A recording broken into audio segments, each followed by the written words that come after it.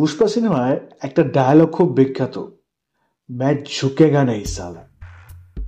পুষ্পা কিন্তু তার সাম্রাজ্য বিস্তার করেছে বা ঝোঁকেনি রক্তচন্দন বা এই লাল চন্দন কাঠের উপর ভিত্তি করে। কিন্তু কখনো কি ভেবে দেখেছেন এই রক্তচন্দন কাঠ বা লাল চন্দন কাঠ কোথায় পাওয়া যায়? কেনই বা এত এত ক্রেজ তার? জ্ঞানী মঙ্কের আজকের এপিসোডে আমরা আলোচনা করতে চলেছি এই রক্তচন্দনকে নিয়ে। রক্তচন্দনকে লাল সোনা বলেও অভিহিত করা হয়, কারণ শুধু সিনেমার পর্দা নয়, বাস্তব জীবনেও এই রক্তচন্দনের চাহিদা আকাশ ছোঁয়া।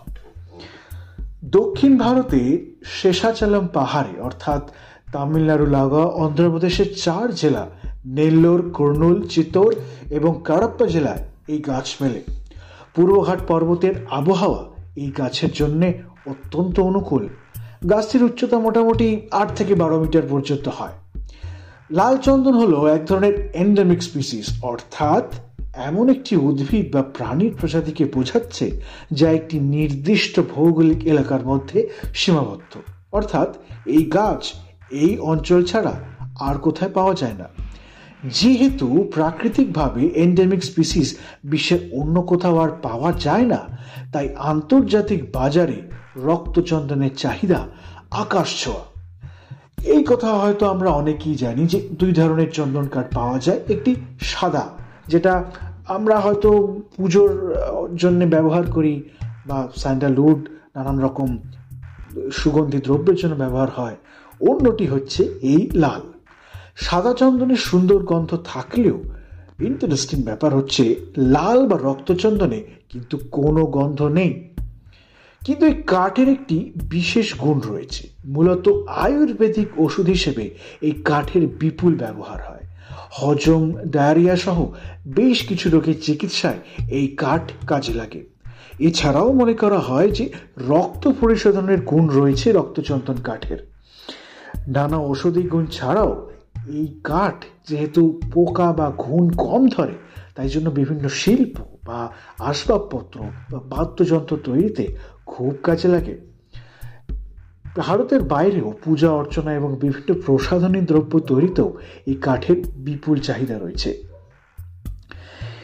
রক্তচন্দন থেকে পাওয়া নির্যাস আরও অন্যান্য কাজে ব্যবহার হয়। যেমন কিছু আর্থ মেটাল পাওয়া যায় যেগুলো প্রাকৃতিকভাবে আগুন রোধ করতে সক্ষম। রক্তচন্দনের কাঠ কিন্তু সহজে পোড়ানো যায় না। গ্রীষ্মকালে পূর্বঘাট এলাকায় শুষ্ক হওয়ায় সেখানকার জঙ্গলে অনেক সময় দাবানলের ঘটনা ঘটে, কিন্তু এই রক্তচন্দন কাঠ কিন্তু কখনো পোড়ে না। এত কিছু গুণের জন্য এই কাঠ অত্যন্ত দামি কাঠ। আন্তর্জাতিক বাজারে কেজি প্রতি প্রায় 7,000-এরও বেশি টাকায় এই কাঠ বিক্রি শুরু হয়।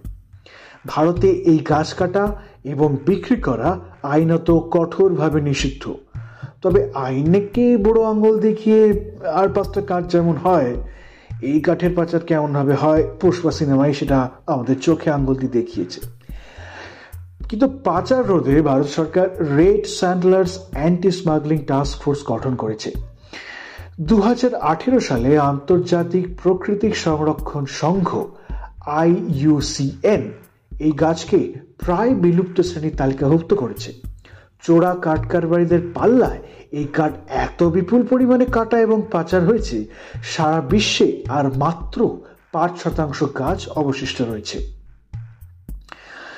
যাই হোক, অন্ধ্রপ্রদেশে প্রাকৃতিকভাবে রক্তচন্দনের দেখা পাওয়া গেলেও বর্তমানে ব্যবসায়িক চাহিদা এবং গাছের অস্তিত্ব সংকটের কথা ভেবে অন্য রাজ্যেও এই গাছের চাষ করার চেষ্টা চলছে। আন্তর্জাতিক স্তরে চীন, জাপান, সিঙ্গাপুর, সংযুক্ত আরব আমিরশাহী অর্থাৎ ইউনাইটেড আরব এমিরেটস এবং অস্ট্রেলিয়ায় এই কাঠের বিপুল চাহিদা রয়েছে। তবে সবচেয়ে বেশি চাহিদা বোধ হয় চীনে, তাই সেই দেশেই সবচেয়ে বেশি পাচার হয় রক্তচন্দন। আসবাব, ঘরসজ্জা এবং বিভিন্ন বাদ্যযন্ত্র তৈরিতে চীনে এই কাঠের চাহিদা ঐতিহাসিকভাবে খুব বেশি।